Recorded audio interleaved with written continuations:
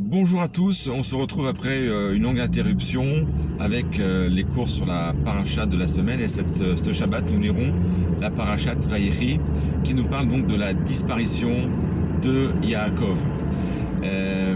Dans la paracha de cette semaine, donc suite à la disparition de Yaakov, après que les enfants de Yaakov ont enterré leur père donc à Marat HaMarpela en Israël, eh bien il va y avoir une grande question qui se pose, à savoir que les frères de Yosef vont se retourner vers Yosef et vont leur dire: s'il te plaît, ne te venge pas, préserve-nous, s'il te plaît, reste sage.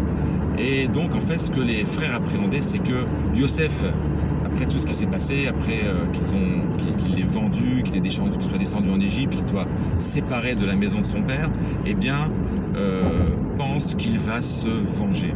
Et la réaction de Yosef est très surprenante. Il dit: mais pas du tout, c'est Dieu qui en a décidé ainsi, et tout le but de cette vente, de ce que Yosef se retrouve en Égypte, eh bien ce n'est rien d'autre que afin de préserver la famille de Yosef, la famille de Yaakov, de cette famille qui va durer pendant 7 ans. Donc d'un côté, les frères appréhendent une vengeance des représailles de la part de Yosef, et Yosef dit: mais pas du tout, loin de là, ce n'est pas du tout mon but, le but c'est Akadosh Baruch Hu qui en a voulu ainsi.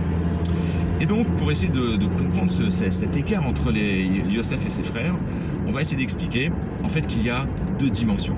En effet, Akadosh Baruch Hu, lorsqu'il a créé le monde, c'est fait dans le Sefer Bereshit, c'est la création du monde, eh bien, il a mis en place une chose extraordinaire, c'est qu'il a laissé à l'homme le choix, le libre arbitre, c'est-à-dire que l'homme peut agir en faisant ou le bien ou le mal. L'homme peut faire ce que bon le semble, c'est quelque chose d'extraordinaire. D'un autre côté, Dieu a un plan divin dans la création. Il a créé le monde dans un certain but. Et le but, eh bien, c'est d'en arriver à cette paracha de Vayechi, où il va également donner naissance à une création, une nouvelle création. On finalise, on commence par la création du monde et on termine dans le Sefer Bereshit avec la création, la mise en place, la naissance de Am Israël, la naissance du peuple juif. Et donc, nous avons deux dimensions. La première dimension, donc, c'est le projet divin. Akadosh Baruch Hu a un projet divin, il a un but, il veut qu'il y ait une représentation divine sur terre, il va vouloir donner sa Torah également, construire le Beth Amikdash, etc. Donc, il y a un plan divin dans toute cette création de cette humanité. Mais d'un autre côté, il a mis en place, il a donné la possibilité, la faculté à l'homme, eh bien, d'agir comme bon lui semble. C'est un peu contradictoire. Soit on fait la volonté de Dieu, soit on la fait pas. Et d'un autre côté, si Dieu a un plan divin, comment l'homme peut intercéder?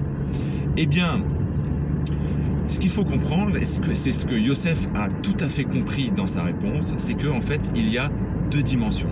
La première dimension, eh bien, c'est l'acte de l'homme. L'homme a la possibilité d'agir comme bon lui semble. Il peut faire le bien ou le mal.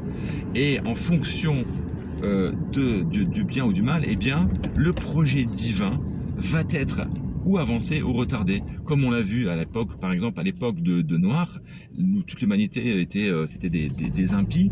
Eh bien, le monde, l'humanité le projet divin a été complètement retardé, puisque Akadosh Baruch Hu a dû apporter le Maboul, ce déluge. Donc il y a eu un échec à cette création. On arrive après un peu plus loin avec Abraham, à l'époque de Sodome et Gomorrhe aussi. C'était également des impies. Dieu a dû exterminer la ville de Sodome et Gomorrhe. Et puis on arrive à Abraham qui commence à comprendre, qui est le premier monothéiste sur Terre, et qui commence à comprendre qu'il y a un but sur Terre, et ce but en fait c'est de réaliser la volonté du Créateur.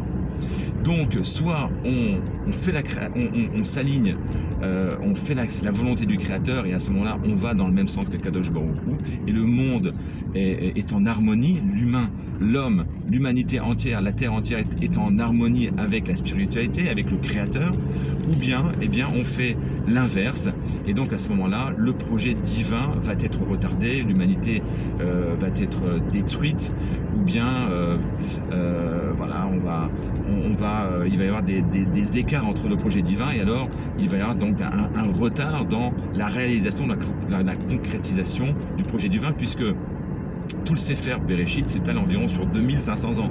Donc pour arriver à ce but, à cette mise en place de la naissance des Bnei Israël, ça a mis quand même 2500 ans. On sait très bien qu'il n'y a pas de notion de temps chez Akadosh Baruch Hu, mais pour l'humain, bien sûr qu'il y en a. Et donc, c'est ce que Yosef a tout à fait compris, c'est qu'il y a ces deux dimensions. D'un côté, il y a la dimension de le projet divin, et d'un autre côté, il y a ce choix que l'homme peut faire ce qu'il veut, mais selon ses actions, eh bien, il va ou faire avancer ou faire retarder le projet divin, mais quoi qu'il en reste, eh bien, le projet divin va finalement se réaliser tôt ou tard.